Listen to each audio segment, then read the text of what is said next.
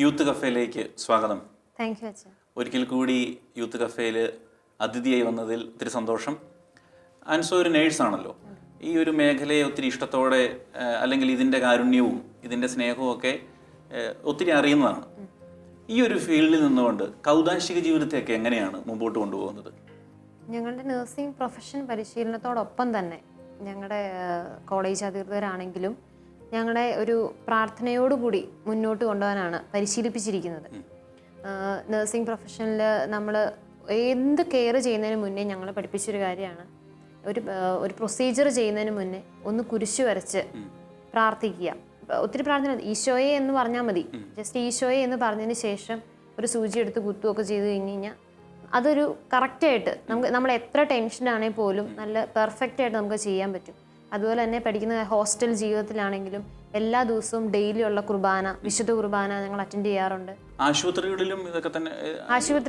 ആശുപത്രികളിലും കുർബാനയുണ്ട്. അതുപോലെ തന്നെ രോഗികളായി കിടക്കുന്നവർക്ക് കുർബാന എത്തിച്ചു കൊടുക്കാറുണ്ട്. അത് വലിയൊരു പാർട്ടല്ലേ നിങ്ങൾ? പ്രത്യേകിച്ച് രാവിലെയൊക്കെ ഈ രോഗികളോട് ചെന്ന് പറയുക, അല്ലെ വിശുദ്ധ കുർബാന തലേന്ന് പോയി ഞങ്ങൾ അവരോട് സംസാരിക്കും, ഒരുക്കുക. അതുപോലെ തന്നെ അച്ഛന്മാരാണെങ്കിലും വന്ന് അവരോട് സംസാരിക്കുകയും പ്രാർത്ഥന വേണ്ടവർക്ക് പ്രാർത്ഥന കൊടുക്കുകയും അവരോടൊരു ജസ്റ്റ് കൗൺസിലിംഗ് പോലെ സംസാരിക്കുകയും അങ്ങനെയുള്ള സാഹചര്യങ്ങളൊക്കെ ഒരുക്കി തരുന്നുണ്ട്. അതുപോലെ എനിക്ക് തോന്നുന്നു, പക്ഷേ പുറത്തൊക്കെ വർക്ക് ചെയ്യുന്നവർ, പ്രത്യേകിച്ച് ഇപ്പം അറബ് രാജ്യങ്ങളിലും ഒക്കെ വർക്ക് ചെയ്യുന്നവർക്ക്, നഴ്സിംഗ് ഫീൽഡിലൊക്കെ വർക്ക് ചെയ്യുന്നവർക്ക് ഒരു പരിധി കൂടുതലൊന്നും ഈ കൂതാശ ജീവിതമൊക്കെ, ഞാൻ ഉദ്ദേശിക്കുന്ന വിശുദ്ധ കുർബാന അർപ്പണങ്ങൾ, അത് ഒരു പരിധി കൂടുതലൊന്നും പറ്റത്തില്ല. പക്ഷേ അവർ ഒത്തിരി ആഗ്രഹിക്കുന്നവരുണ്ടെന്ന് അവരോടുള്ള സംസാരങ്ങളിലൂടെയൊക്കെ തിരിച്ചറിയാം. ഇവിടെ നിന്നൊക്കെ പഠിച്ചു പോയ ഒരുപാട് പേര്, കാരണം ഇതൊരു നമുക്ക് എപ്പോഴും ഒരു ശക്തി നമ്മുടെ കൂടെ ഉണ്ടെങ്കിൽ മാത്രമേ നമുക്ക് ഈ ഒരു പ്രൊഫഷനിൽ മുന്നോട്ട്, നമ്മുടെ ഒരു കഴിവ് കൊണ്ടല്ല നമ്മൾ ഒരിക്കലും ഈ ഒരു പ്രൊഫഷനിൽ മികവ് കാണിക്കുന്നത്. നമ്മുടെ കൂടെ എപ്പോഴും ഒരു ശക്തിയുണ്ട്. അപ്പോൾ ആ ഒരു ശക്തി നമുക്ക് നമ്മൾ പ്രാർത്ഥനയിലൂടെ നേടിയെടുക്കുന്ന ഒരു ശക്തിയാണ്. അപ്പോൾ ഇവിടുന്ന് പഠിച്ചു പോകുന്ന ഓരോരുത്തർക്കാണെങ്കിലും ഓരോ ബേസ് കിട്ടുന്നുണ്ട്. പ്രാർത്ഥിക്കണം, അങ്ങനെയാണ് നമ്മൾ ഈ ഡ്യൂട്ടിയൊക്കെ ചെയ്യുന്നത്. തീർച്ചയായിട്ടും ഉണ്ട്. ഇപ്പം കോളേജ് ഞങ്ങളുടെ സ്റ്റുഡൻസ് ആണെങ്കിൽ പറയും, ഇതെന്നെ പ്രാർത്ഥിക്കാൻ മാത്രമായിട്ടാണോ ഞങ്ങൾ ഇവിടെ വന്നിരിക്കുന്നത്, അങ്ങനെ പോലും പറയുന്ന കുറേ പേരുണ്ട്. എങ്കിൽ പക്ഷേ അവരും ഈ പഠനം കഴിഞ്ഞ് കഴിയുമ്പം ഈ ഒരു പ്രെയർ ഉള്ളത് കൊണ്ടാണ് ഞങ്ങൾക്ക് ഇവിടെ ഒരു വിജയം കണ്ടെത്താൻ കഴിഞ്ഞതെന്ന് മാറ്റി പറയുന്ന ഒരു അവസ്ഥയിലേക്ക് എത്തുന്നുണ്ട്. എനിക്ക് ഓർമ്മ വരുന്നത്, ഇപ്പം ഇവിടെ അടുത്ത കാലത്ത് വായിച്ചതാണ്. നമുക്കറിയാം ഏറ്റവും കൂടുതൽ സെർച്ച് എഞ്ചിൻ നമ്മൾ ബ്രൗസ് ചെയ്യുന്ന ഗൂഗിളാണ്. അതുപോലെ തന്നെ yahoo.com ഉണ്ട്, അത് അത്യാവശ്യം ഫേമസ് ആണ്. അപ്പോൾ ഈ Google.com-ൽ വർക്ക് ചെയ്തുകൊണ്ടിരുന്ന അതിൻ്റെ തലപ്പത്തിരുന്ന ഒരു സ്ത്രീയായിരുന്നു മരീസ എന്ന പേര്.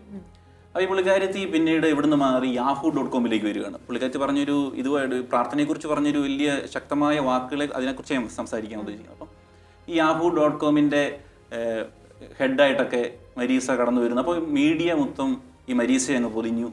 മീഡിയ ചോദിക്കുകയാണ്, മരീസ താങ്കൾ യാഹൂവിൻ്റെ പ്രഥമ സ്ഥാനത്ത് വന്നിരിക്കുകയാണല്ലോ, എന്താണ് നിങ്ങളുടെ പ്രയോറിറ്റീസ്? അപ്പോൾ ഈ മരീസ പറഞ്ഞ റിപ്ലൈ ആണ് നമ്മളെ ഞെട്ടിക്കുന്നത്. മരീസ പറഞ്ഞു, my first priority is God, second is family, third is yahoo.com. അതായത് തേർഡ് എൻ്റെ പ്രൊഫഷൻ, ഒന്നാമത്തെ പ്രയോറിറ്റി ദൈവമാണ്, 2 കുടുംബം, 3 മാത്രമാണ് എൻ്റെ ഈ yahoo.com. എനിക്ക് തോന്നുന്നു നമ്മുടെ എല്ലാ പ്രൊഫഷനും, പ്രത്യേകിച്ചും നേഴ്സിംഗ് ആയിക്കോട്ടെ, എല്ലാ പ്രൊഫഷനും ആയിക്കോട്ടെ, ദൈവത്തിന് ഒരു പ്രാധാന്യം കൊടുക്കുമ്പോൾ, ദൈവത്തിന് ഒരു സ്ഥാനം കൊടുക്കുമ്പോൾ ബാക്കിയെല്ലാം അതിൻ്റെ ഓർഡറിലിങ് വരുവാണ്. പിന്നീട് ഫാമിലി, പിന്നീട് നമ്മുടെ പ്രൊഫഷൻ. അപ്പോൾ ഈ പ്രയോറിറ്റിയാണ് നമ്മുടെ എല്ലാ പ്രൊഫഷനെയും മികച്ചതാക്കുന്നത്. ഈ പ്രയോറിറ്റിക്ക് നമ്മൾ എന്തുമാത്രം പ്രാധാന്യം കൊടുക്കുന്നു, ദൈവത്തിന് നമ്മൾ എന്തുമാത്രം പ്രാധാന്യം കൊടുക്കുന്നോ അതനുസരിച്ചായിരിക്കും നമ്മുടെ ബാക്കി എല്ലാ വിജയങ്ങളും എന്നെനിക്ക് തോന്നി. അപ്പോൾ ഈ ഒരു പ്രൊഫഷനിൽ കൂടുതൽ എൻജോയ് ചെയ്തുകൊണ്ട്, അല്ലെങ്കിൽ കൂടുതൽ ദൈവാനുഗ്രഹത്തോടെ ശുശ്രൂഷിക്കാനും രോഗികളെയൊക്കെ കെയർ ചെയ്യാനുള്ള അനുഗ്രഹം കിട്ടട്ടെ എന്ന് പ്രാർത്ഥിക്കുന്നു. വീണ്ടും യൂത്ത് കഫേയിൽ നമുക്ക് കണ്ടുമുട്ടാം. Thank you.